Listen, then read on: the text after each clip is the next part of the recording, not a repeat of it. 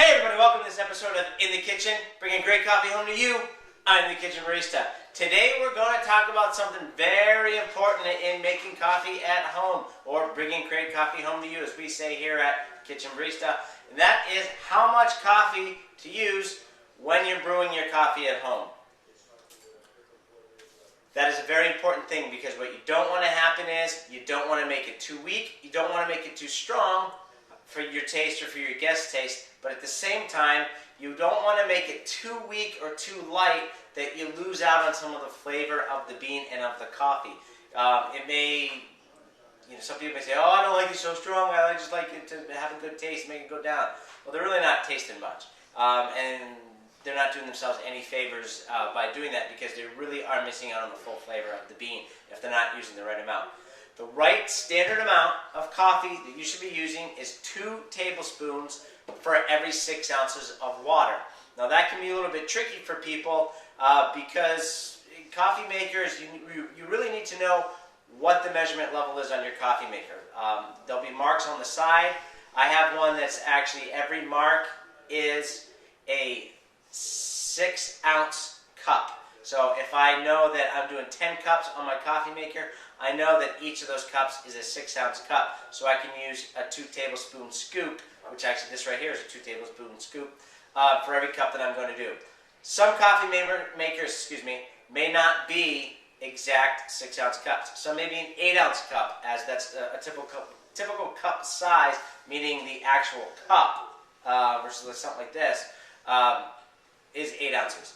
So the mark on your coffee maker may be 8 ounces. So this is one of those things that's very tricky for people to get right as they want to adjust flavor levels and coffee intensity. Here's what I suggest.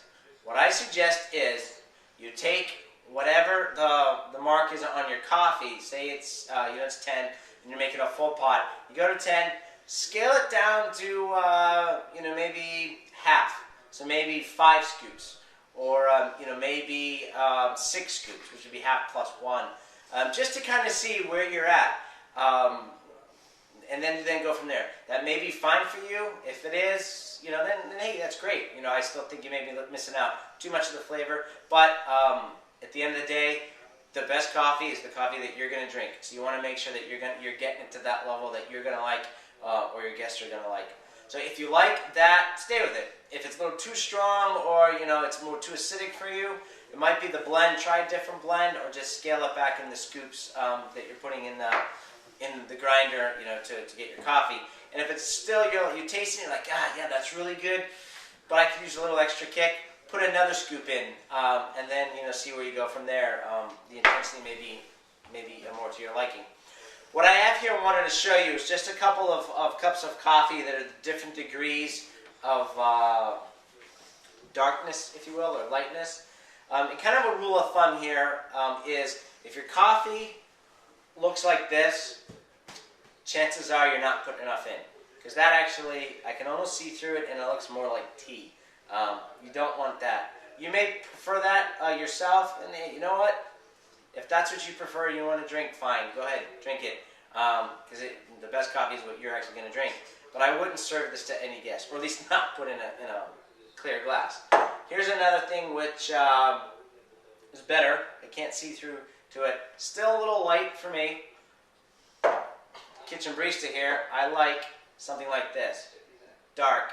I can't see anything through it. There's hardly any, if no light coming through that. That's what I like. That's what I prefer. Some of my guests, I've actually had to scale it down as I make coffee to about this, because that's what they prefer more. They just don't like, this. This is a literal 2 scoop for every 6-ounce water glass mug. That's what you see.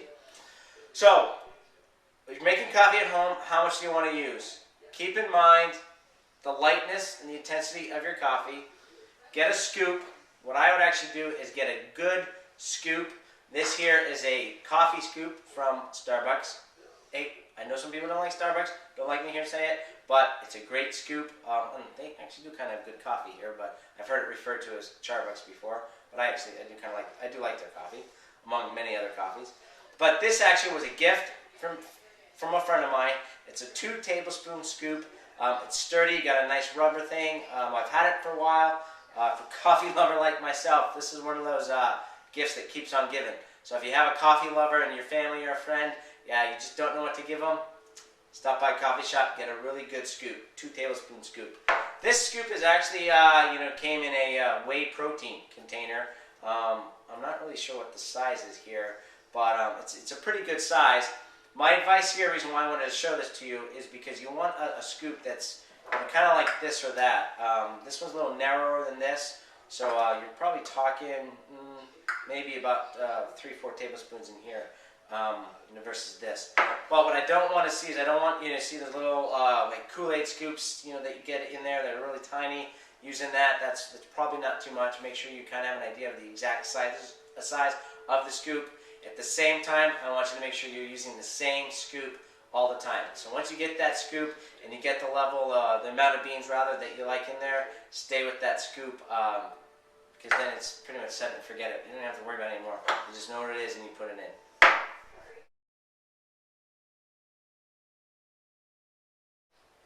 Alright, now this part of the episode that we move into is coffee facts, or stupid information you try to impress your friends with, as we call it. Today's coffee fact is, did you know that after a coffee plant is planted, it takes 5 years for it to produce a full crop? That's right, 5 years for it to produce a full crop. That, when I read that, I was like, wow. If you're like myself, have a garden in the summer, you plant some seeds, some zucchini, squash, or whatever. You don't want to wait 5 years. Some of us get frustrated if we have to wait 5 days before we see something. We're out there checking, do I have any zucchini in it yet? Do I see anything yet? Imagine 5 years. They plant those 5 years before a full crop is harvested from that. It kind of makes you appreciate even more the patience that goes into a great cup of coffee. So that's it. That is this episode. Until next time, I am the Kitchen Barista.